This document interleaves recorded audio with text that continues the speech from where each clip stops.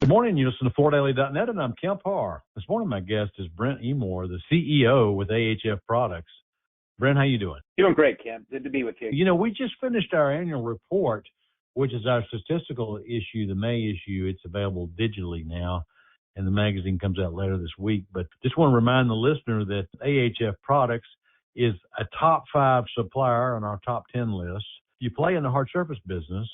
Your hardwood and your resilient business is about equal in revenue, and then your tile business is just a little bit behind that, but you're in the top 5 location in all 3 of those categories. So doing real well, right?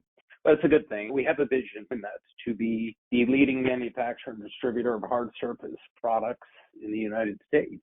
My view of the world is that I'm going to keep trying to move up. We've done a number of acquisitions in those categories you mentioned. We have a number of distinct and unique advantages from a product, from an innovation perspective in those categories. And I view this as a great opportunity for AHF, and I'm committed to continue growing this business. And I think what you've seen at NWFA, what you saw at Coverings, what you saw at Services, and what you will see at Neocon, we have great things, new things, tremendous innovations, and even ones that are now 10 years old, like Diamond 10, on the horizon and continuing to be leveraged in a very strong way. Yeah, let's just mention those 2 shows, the Covering show out in Vegas. You were right there when you walked in the front door, one of the first booths. You had a new space there and a lot of great-looking products there on the tile side.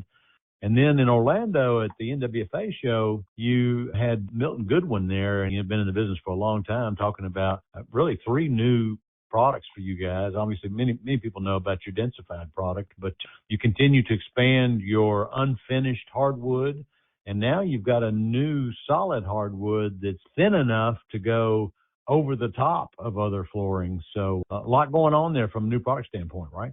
Yeah, Milt is an icon in the industry, and all credit goes to him and his team for some of the innovations. But as you just articulated, some unique products, unique performance, truly tremendous ideas. The densified product just won Best Flooring Product in Hospitality. So certainly very excited about that. And yes, we continue to make inroads into unfinished solid wood distribution. So a lot going on within wood. We are the leader, and we'll continue to be the leader into the future. You know, people want to use wood in commercial environments, and in the past, they were a little hesitant, but with this densified product, they can move forward with it. Let's move to some discussion around what's going on in Lancaster. We ran the story last week that you're making some changes up there. You're exiting the residential sheet vinyl business because, I mean, let's face it, LVT has kind of replaced the demand for that product. Tell us what's going on in Lancaster. Yeah, we're shifting our focus really to expanding, domestic LVT production capabilities to really further support innovation and the growing needs of our customers and channel partners. So for us in the vinyl space, LVT, we have such tremendous opportunity, both residentially and commercially. Commercial LVT is and will continue to be made at Lancaster. It is a very central part of our U.S. manufacturing strategy and heritage. We acquired that facility with the Armstrong Flooring acquisition and really had the intent to drive, and still do drive, brand recognition and expansion of that category. So as you noted early on, we are among the largest domestic producers of vinyl, and in particular LVT, with nearly all of it made here in the United States. And look, we're going to continue to make it both domestically and in Lancaster into the future. Sheet vinyl is just a declining product category for us, and as I've talked to you before about simplification and focus, where we can do great things, we as an organization believe LVT represents a distinctly better opportunity for us. You just made that huge investment last year on that Cartersville facility. So you guys are going to spring forward with the revenue numbers. I expect the revenue numbers, which will be reflected in next year's annual report, will be much bigger. So Brent, tell me, how's business doing right now? It's been okay out of the gate. We had a number of weather-related shocks in, late February, early March.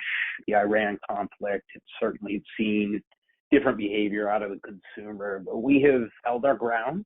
I think what's working at certainly the high end of the market, different innovations, recognized brands, and we're gaining traction with our Cartersville SPC asset as we have a significant amount of product out to bid. So I think we're expecting a slow recovery ahead, just given all of the dynamics politically and with the consumer. So it'll be another, say, softer than hoped year, but we are working hard to certainly set up the business for great success in the future with organic and inorganic growth, new innovation, and the right investments in key product categories.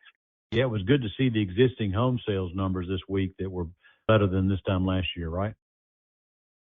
It was. The other things kind of counterbalancing that are obviously the inflationary effects, consumer confidence, and a litany of other variables. I mean, those are typically the most highly correlated. So we'll see, if we get settlement of the conflict sooner than later, maybe we'll get a little bit of outperform on a relative scale in the second half. Let's talk real quick before we run out of time about NeoCon. Obviously, that's the big show that's for the architects and designers, the specified business. You guys are going to be at that show as well, right? Yeah, we will. We always have a tremendous presence. The team does an exceptional job focusing on designs that perform, the technologies that create unique experiences, and really the product that create lasting touches for our customers. So super excited for that show and to meet with many of our vendors, suppliers, and customers. Well, I appreciate you spending time with us and telling us what's going on in Lancaster and giving our listeners an update with AHF. Again, been talking to Brent Emore, the CEO of AHF Products, and you've been listening to Kemp Harr and FloorDaily.net.